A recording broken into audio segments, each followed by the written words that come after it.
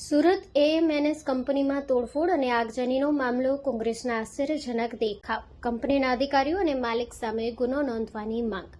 શહેર જિલ્લા કોંગ્રેસ સમિતિ દ્વારા પોલીસ કમિશનર કચેરીએ મોરચો. કામદારોના વેશમાં પહોંચ્યા કોંગ્રેસીઓ. કોંગ્રેસ પ્રમુખ અને કાર્યકરો માથે સેફટી હેલ્મેટ અને ડ્રેસ કોડ પહેરી કમિશનર કચેરીએ પહોંચ્યા. કામદારોને ન્યાય આપોની માંગ. કામદારો પર અત્યાચાર અને દમન ગુજાર્યાનો આરોપ. કોંગ્રેસ પ્રમુખ વિપુલ ઉદનાવાડાનો આક્ષેપ, સરકાર કામદાર વિરુદ્ધ સરકાર છે. સરકારના ઇશારે પોલીસે ગુના દાખલ કર્યા. કામદારો વિરુદ્ધ ગંભીર ગુનો દાખલ કરાયો. કામદારો પર લાઠીચાર્જ કરાયો. કામદારો છેલ્લા કેટલાય દિવસથી રજૂઆત કરી રહ્યા હતા. કામદારોની ધીરજ ખૂટી હતી. ઘટનાની ઊંડાણપૂર્વક તપાસ થવી જોઈએ.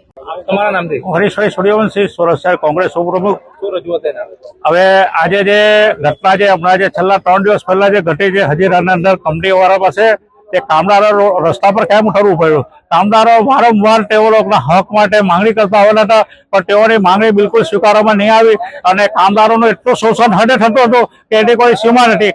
કંપનીએ જે ભારત દેશનું સંવિધાન છે, કામદારો માટે હિતની રચના કરી છે, તો જે બી કંપની હોય તો તે કંપનીએ છે કામદારોને ફિક્સ પગાર ધોરણ પર રાખવા જોઈએ, એનું વેતન આપવું જોઈએ, એને બોનસ જે કંઈ બી થતો હોય આપવું જોઈએ, અને જે મોંઘવારી ભથ્થું પણ તેને કામદારને આપવું જોઈએ, પણ તે બિલકુલ આપતા નથી. અને કોન્ટ્રાક્ટ સિસ્ટમ લાવીને તે કોન્ટ્રાક્ટ સિસ્ટમો પોતાની કટકી ખાઈ જાય છે અને તેના કારણે આજે કામદારો રસ્તે આવવાનું મજબૂર બન્યા છે. અને તેના કારણે કામદારોએ વિરોધ કર્યો અને તેના અંદર પોલીસ દ્વારા તેઓ પર દમન કરવામાં આવ્યું અને 40 જેટલા કામદારો પર હત્યાનો ગુનો દાખલ કરવામાં આવ્યો અને 5 દિવસના રિમાન્ડ માંગવામાં આવ્યા. એ કેટલું વ્યાજબી છે? ખરેખર પોલીસે નિષ્પક્ષ તપાસ કરવી જોઈએ. આ થવાનું કારણ શું છે?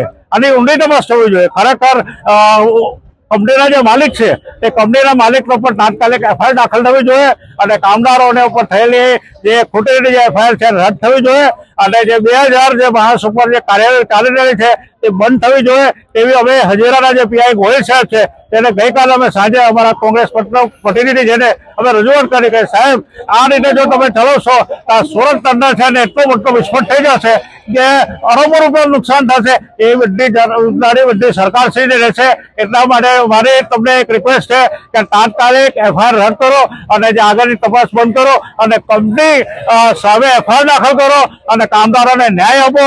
અને તમે તો એક પીઆઈ તરીકે છો, તો અમે તમારો ઉપલા કમિશનર છે તેની પાસે અમે આવતીકાલે આવેદનપત્ર આપવા જવાના છે. એ વસ્તુ અમે રજૂઆત કરીને આવ્યા હતા અને સાથે અમે કીધું છે કે જો એફઆઈઆર રદ નહીં કરે તો અમે તાત્કાલિક ક્રોસિંગ ફરિયાદ હાઈકોર્ટ અંદર પિટિશન દાખલ કોંગ્રેસ પક્ષ તરફથી કરવાના છે અને ના છૂટકે અમારે કામદારોને સાથે રાખીને કામદારોના ન્યાય માટે જે બી કરવું પડે તો કોંગ્રેસ પાર્ટી કરશે.